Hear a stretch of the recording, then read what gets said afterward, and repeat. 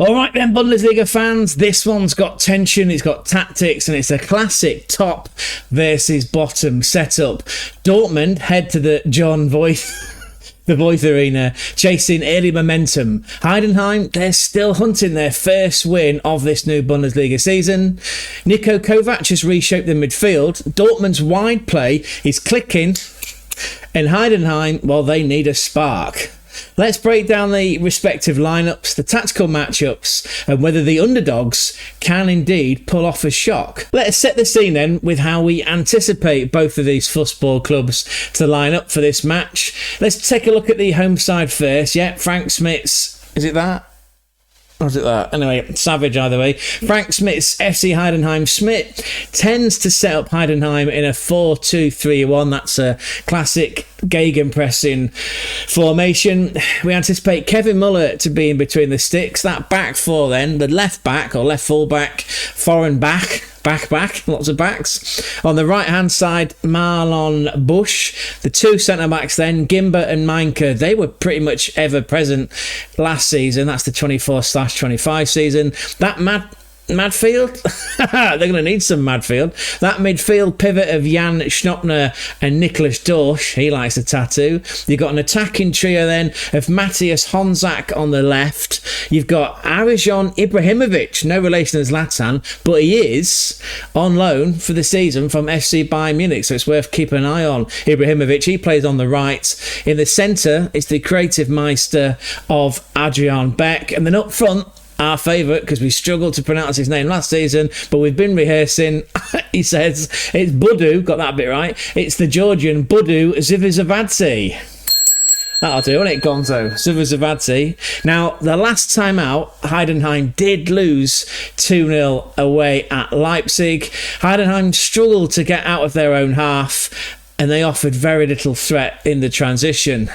Let's have a look at the visitors to the Voith Arena. It's Borussia Dortmund, managed by head coach Niko Kovac, with input from his brother Robert. The Kovacs, yeah, that sounds like it should be a documentary series, doesn't it, Gonzo? Meet the Kovacs. Anyway, the Kovacs, they like to set up in a 3-4-2-1, 3-4-3 if you like, but let's give them the benefit of the doubt. We can expect Swiss Gregory Kerbel, the Switzerland number one, in between the sticks. He likes a back three, do the Kovacs. The back three on this occasion, because Emre Can is currently out injured, is Rami Bensebaini, Valdemar Anton, fresh from his appearances for Deutschland in the World Cup qualifiers, and then to the right of Valdemar Anton is Anselmino. Anselmino is on a season-long loan from Chelsea. And then in a previous match, one where Dortmund beat Union Berlin 3-0, Niko Kovac, and I quote, said about Anselmino, he's world class. World class. Anyway, you've got the wing backs, familiar faces of Daniel Svensson on the left and Jan Couto, the Brazilian, on the right. We've got a midfield pivot, the double pivot of Sabitzer. Good to see him back starting. Marcel Sabitzer next to Pascal Gros. He also played for Deutschland in their recent World Cup qualifiers. Then you've got an attacking duo, which is part of that three, but we'll call it a duo. Maxi Beier on the left, he played for Deutschland as well. And then Jude Bellingham, younger brother of Jude, on the right. And then the striker is African bagsman Serhou Guirassy. Now, in terms of looking at the form, Dortmund are unbeaten in 2. That said, they dropped points late against St. Pauli. That was a game in which they were 3-1 up and then conceded 2 in 4 crazy minutes. But Guirassy's got 3 goals in those 2 games. Pascal Gros, meanwhile, he runs the show, doesn't he? He runs the show. We expect him to be involved heavily once again. You love tactics, I love tactics. Gonzo's all in.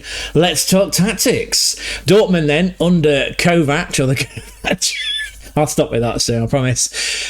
Dortmund are built for transitions under Kovac. We're talking quick vertical passes, aggressive wing play, and fluid midfield movement. Sabitzer, he brings bite and range, but it's Gros, isn't it? It's Pascal Gros who controls He controls the rhythm. He writes the songs. A bit like Mandy. A bit like Beier Manilow. Yep, Pascal Gros recycles the play, supports the press, and he gives Zivzivadze the freedom to roam around. Guirassy, he's not just scoring, is he? He's shaping the attacks. He drops deep, he links play, and then he arrives late in the box. Ruthless. Maxi Beier's movement, well, that's a nightmare, right? He drifts into half spaces, he pulls defenders wide, and he creates those overloads. Bellingham, meanwhile, he adds unpredictability. He's press resistant, he's confident, and he's always looking to combine. And don't forget Karim Adeyemi. He'll come on late, no doubt, to stretch Heidenheim legs when they're very heavy. Defensively, Vladimir Anton, he's been solid, just like he was for Deutschland, but Dortmund, they still look vulnerable on counters. And if Heidenheim go long, which we expect them to do, then Anselmino and Bensebaini as well, they best be alert. Heidenheim's approach then under Frank Schmidt, well, he tends to stick to a blueprint which is compact in shape, direct with their play, and set piece threats. Adrian Beck is their creative outlet, as we've already highlighted. He's got a decent delivery, he's got good vision, and he's not afraid to shoot. Budu then, Zivzivadze is awkward but effective. He's strong in the air. He thrives on the second balls. And this Ibrahimovic lad that's on loan for the season from FC Bayern, well, he's raw but exciting. He'll take on defenders in a 1v1 scenario and look to cut inside. If Dortmund's wing-backs push too high, well, then he could well be in space.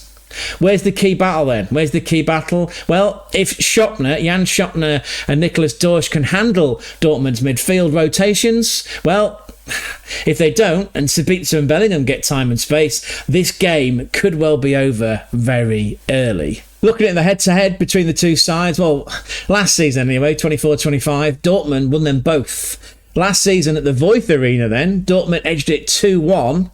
Guirassy scored early, Beier added a second, Heidenheim hit back immediately, but Dortmund held on. At the Westfalenstadion, that was a 4-2 win for Dortmund, which on paper sounds flattering, but do you know what? Heidenheim showed their fight, they pulled it back twice to 2-1 and 3-2, but it was indeed Karim Adeyemi's brace that sealed the game. The takeaway then is that Heidenheim have rattled Dortmund before, and this won't be a walkover, especially not with Heidenheim being at home. Pay close attention in this segment as to how we feel this game is going to end up. There is a spoiler. In fact, fuck it, it comes up now. Let's talk about why Heidenheim are going to be up against it in this match. Now, at home to Wolfsburg, they lost 3-1. The midfield was overrun, the runners weren't tracked, and Foreign-back's injury left Heidenheim exposed. Wolfsburg created 4 big chances. Meanwhile, Heidenheim only managed 2 shots inside the box. Versus Leipzig, Heidenheim lost again. This time it was 2-0. They were pinned deep, they couldn't escape the press, and the transitions were far too slow. Kaufmann on that occasion was playing up front instead of big Budu Zivzivadze. Well, Kaufmann was isolated. Leo Cienza, remember him? Cienza, the hero last season in their relegation playoff game against Elversberg. Well, Cienza couldn't find space, and Leipzig, well, they were switching the ball wide, and that just pulled Heidenheim apart. There's a pattern. Are you seeing it? The pattern is Heidenheim don't score enough goals. And he scored 37 goals last Bundesliga season. That was the 4th lowest in the Bundesliga. And they ended up with the 3rd worst goal difference, -27. They did survive last season, as we've hinted, via a dramatic playoff winner. Leo Cienza, the futsal hero from the beach to the Bundesliga, he was the hero that day, but where is he now? He's not there, is he? Because they sold him to Southampton. Against Dortmund then, with their speed and their fluidity, this setup for Heidenheim could unravel fast. Here we are then, we get to the prediction. What do you think it's going to be? Gonzo? Love that. We're calling it Dortmund to win 3-1. That's right.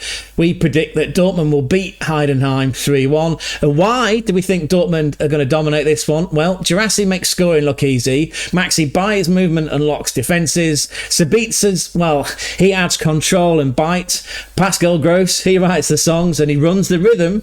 And Job Bellingham brings unpredictability. Why Heidenheim are going to struggle? No clean sheets in 2 games. The midfield gets bypassed far too easy. The defence drops deep, too far deep, arguably under pressure, and they are, unfortunately, a limited threat outside of set pieces. Again, if you look at the historical edge that Dortmund have got, they have the talent, the depth, and under the Kovacs, they've got a tactical edge. Heidenheim might score, and we can see them getting one, but Dortmund, it's Dortmund. They're going to control this game. Again, final call then from us. Dortmund to win, Guirassy to bag a brace. That's brave, isn't it? And Heidenheim will fight, but they will fall short. So there it is. The lineups, the tactics, the history, and our prediction. We're calling it a 3-1 away win to Borussia Dortmund. Again, Dortmund are going to beat Heidenheim 3-1. But hey, football's wild, right? And if Heidenheim do pull off a shock, we'll be all over it here on the German Football Spotlight channel. Make sure, drop your predictions in the comment section down below because it's got your name written all over it. Do you think Heidenheim can honestly stun Dortmund? If you do, let's hear it. Share it with us. Put it down below. Smash that like, hit the subscribe, and spread the word about the channel when you're out and about. But don't go just yet. Put your eyes up here, because here is a Bundesliga playlist that we've created just for you to watch whenever it suits. Thanks again for showing up, as you do every single video.